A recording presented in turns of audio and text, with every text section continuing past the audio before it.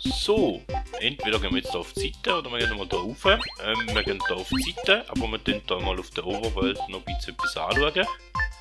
Weil da hinten habe ich glaube irgendwo etwas übersehen, wo wir beim letzten Mal spielen entdeckt haben. Haben wir so eine Blume.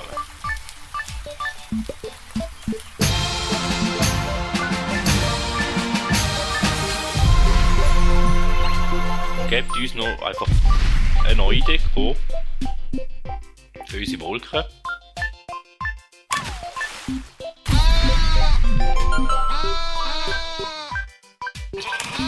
Und da haben wir noch einen Mensch gefunden.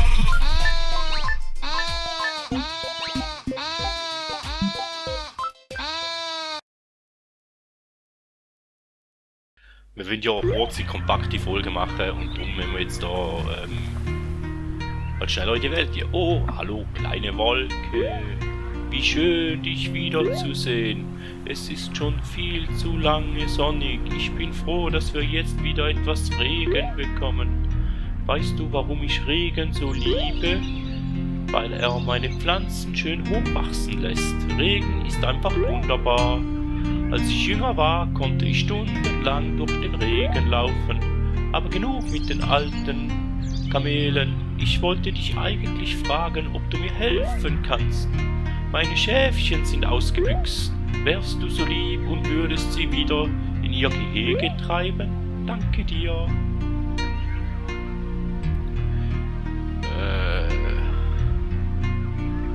Führe die Schafe in das Gehege, lass das schwarze Schaf nicht rein.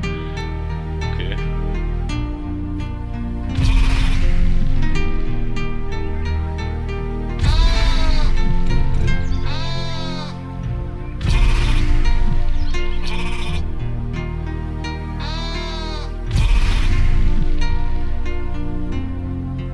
Aber jetzt zwei schwarze Schäfe.